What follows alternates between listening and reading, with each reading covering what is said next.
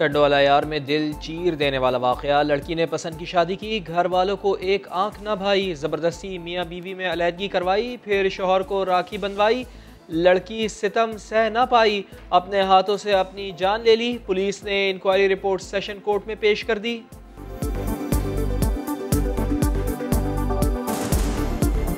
Pressurise करके उनको बहन भाई बनवा दिया, पर उन्होंने मजबूर होकर लड़के ने तलाक दे दी उनको, जो भी है उनके हिसाब से वो उसने राखी बनवा दी।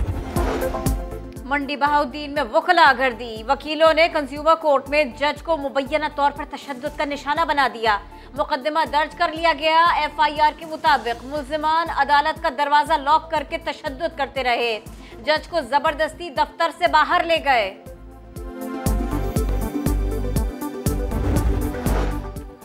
लाहौर में डकैती मुजाहिमत पर डाकुओं ने एक और जान ले ली। लुटेरे रायविंड में एक घर में दाखिल हुए, मुजाहिमत पर खानसामा को गोली मारी। लाहौर में रवा माह खातून समेत 4 अफराद को डकैती के दौरान कत्ल किया जा चुका है।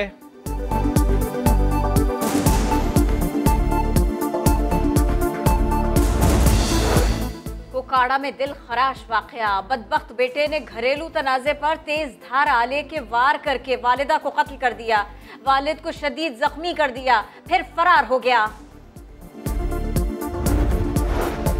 लाहौर के इचरा बाजार में ट्रांसफार्मर गिर गया, खातून जाँ बहक, बेटी शदीद जख्मी हो गई। रेस्क्यू के मुताबिक रश के बावजूद दीगर लोग मौज़ाना तौर पर महफूज रहे। आलमी मंडी में तेल सस्ता हुआ, लेकिन पाकिस्तानियों को फायदा न हुआ। हुकूमत ने पेट्रोलियम मसनूआत की कीमतें बरकरार रखने का फैसला कर लिया। नोटिफिकेशन जारी, पेट्रोल की कीमत 145 रुपए 82 पैसे फी लीटर बरकरार रहेगी।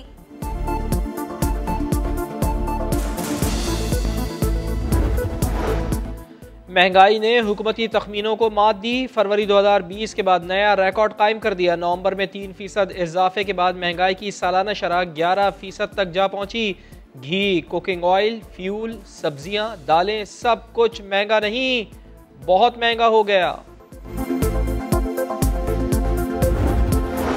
खानदानी निजाम सिगरेट के धुएं की लपेट में आने लगा। अज़दवाजी जिंदगी को बचाना है तो सिगरेट से दूर रहें, वजारत सेहत ने कह दिया। पार्लिमानी सेक्रेटरी सेहत नौशीन हामिद कहती है, लड़कियों की सिगरेट नोशी तलाक की शरह में इजाफे की बड़ी वजह है।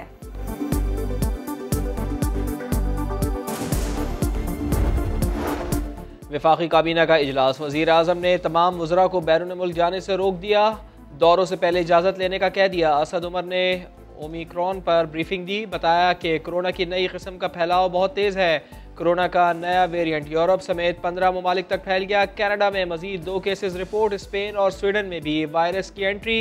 WHO ने ओमिक्रॉन को संगीन खतरा करार दे दिया। अमरीकी सदर ने कहा, ओमिक्रॉन परेशान कुन है मगर आपने घबराना नहीं। सिंध हुकूमत कोरोना के नए वेरिएंट ओमिक्रॉन का फैलाव रोकने के लिए कोशा। SOPs के बारे में नया हुक्मनामा जारी। सूबे भर में कारोबार की इजाजत रात 10 बजे तक होगी। शादी हॉल्स, पार्क्स, मज़ारात SOPs के साथ खुले रहेंगे।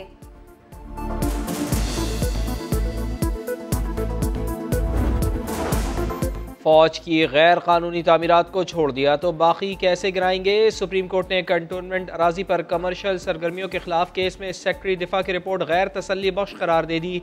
चीफ जस्टिस ने रिमार्क्स दिए, फौज मुल्क की दिफा के लिए है, इसे कारोबारी सरगर्मियों की क्यों ज़रूरत पड़ी। सिनेमा घर, शादी हॉल, रेस्टोरेंट्स, स्कूल और घर बनाना दिफाई मकासद नहीं।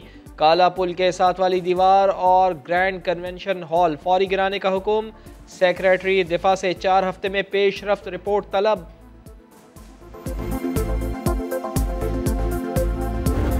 साजिश करने वाले को साजिश करने दे, टिप्स निकालने वाले को टिप्स निकालने दे। भुट्टो की बेटी चोर कहते थे, अफसोस के साथ आप खुद सर्टिफाई हो चुके हैं। और इमरान देखे, आप होश का नाखून ले, गैर जमहूरी सियासत करना बंद करें, वरना जो आपसे पहले आए थे उनके साथ जो हुआ था कल आपके साथ यही होगा। बिलावल भुट्टो के एक तीर से कई शिकार, कभी वजीर आजम पर तनकीदी निश्तर चलाया, कभी नून लीग पर निशाना लगाया। बोले शहीद बीबी और आसिफ अली जरदारी को सजा के लिए दबाव डलवाने वालों की ऑडियो टेप्स निकल रही हैं। इमरान खान भी याद रखें, आपके साथ वही होगा जो पहले लोगों के साथ हुआ। इल्जाम लगाया हुकूमत दहशत गर्दों के सामने झुक गई। रात के अंधेरे में दहशत गर्दों से बात की जाती है, फिर सीज फायर हो जाता है। अखबार ने कौन सा बयान हल्फी छापा नहीं जानता। लंदन वाले बयान हल्फी में क्या लिखा है अभी देखा नहीं। राना शमीम के बयान ने केस उलझा दिया। इस्लामाबाद हाई कोर्ट के रूबरू साबिक चीफ जज गिलगित बल्तिस्तान ने कहा बयान हल्फी सील था, सिर्फ फैमिली के पास था, मालूम नहीं कैसे पब्लिक हुआ। अटॉर्नी जनरल की बयान को रिकॉर्ड का हिस्सा बनाने की इस्तदा। बोले पिछले महीने क्या लिखा इन्हें याद नहीं। ये कैसे याद रह गया कि 3 साल पहले चीफ जस्टिस ने क्या कहा। यह अदलिया को बदनाम करने की साजिश लगती है। अखबार का किरदार सानवी हो गया। असल कार्रवाई राना शमीम के खिलाफ होनी चाहिए। चीफ जस्टिस अतहर मिनुल्लाह ने कहा मामला मजीद पेचीदा हो गया। 7 दिसंबर तक असल बयान हल्फी और तहरीरी जवाब तलब।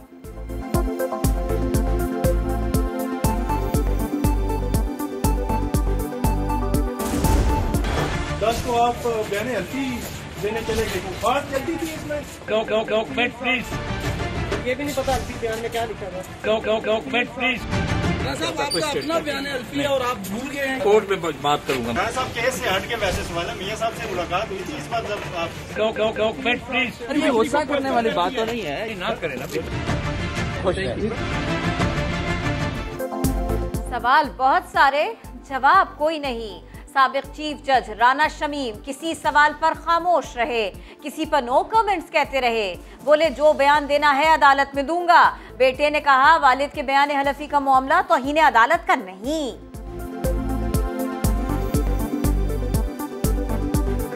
There are 2 Chief Justices involved. One is Chief Justice of Pakistan and one is Honorable Chief Justice of Pakistan तो फॉर्मर, और वो रिटायर हो गए। कंटेम्प्ट में तो नहीं इसको कंक्लूड किया जा सकता ना, inquiry is required.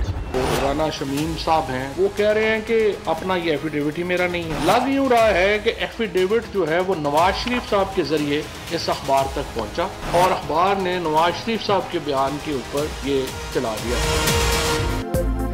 Rana Shamim का बयान हल्फी अखबार तक कैसे पहुंचा। वजीर इत्तलात ने बड़ा इल्ज़ाम लगा दिया। बयान हल्फी नून लीग की साजिश करार दे दिया। बोले अदलिया के खिलाफ मुहिम चल रही है, उम्मीद है कि अदालत कार्रवाई करेगी।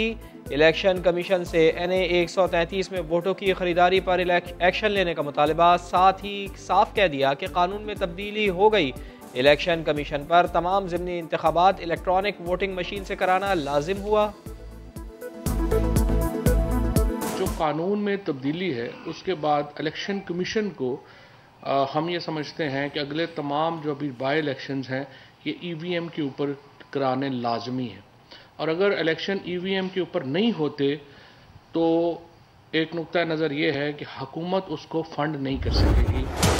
हम तो कहते हैं कि अगर मरियम नवाज साहिबा ने कोई कानून तोड़ा है तो कार्रवाई करें ना, आप में हिम्मत तो कार्रवाई करें। लेकिन जो आदमी आइन तोड़ रहा है, जो आदमी मुल्क के अदल के निजाम को तोड़ रहा है, वो खुद चीफ जस्टिस है, उसका कोई बात करने को तैयार नहीं। ऑडियो लीक्स का किस्सा, मरियम ने कानून तोड़ा है तो कार्रवाई करें, शाहिद खाकान अब्बासी ने कह दिया। एहसन इकबाल मरियम बीबी का दिफा करने लगे। बोले साबिक चीफ जस्टिस की ऑडियो लीक का मरियम नवाज की ऑडियो से कोई मुकाबला नहीं। अदलिया नोटिस ले, मामले की तह तक पहुंचे। जो ऑडियो लीक्स साकिब निसार साहब के हवाले से आई हैं, उनका मरियम नवाज की इश्तिहारों की ऑडियो लीक से कोई मुकाबला नहीं है, ना कोई मुवाजना है। जो नवाज शरीफ साहब के केस हैं, गैर जानिबदार और शफाफ तहकीक होनी चाहिए ताकि दूध का दूध पानी का पानी। जनानियाँ मना के she went ahead and blocked मी, और आज तक मेरे ऊपर ट्रेंड्स बनते रहते हैं ट्विटर पे, और बाकायदा उन्होंने एक टीम रखी हुई है जो मेरी किरदार कुशी करती रहती है। मरियम नवाज को नानी अम्मा कहा, सख्त रद्द-ए-अमल आया। नानी अम्मा ना कहो पैगाम भी आया। अदाकारा वीना मलिक का समा को इंटरव्यू, कहा मरियम नवाज ने उनकी किरदार कुशी के लिए पूरी टीम रखी हुई है। अदाकारा ने कहा बिलावल में बेनज़ीर नहीं, आसिफ अली जरदारी की झलक है। बिलावल भुट्टो जरदारी वजीर आजम नहीं बन सकते।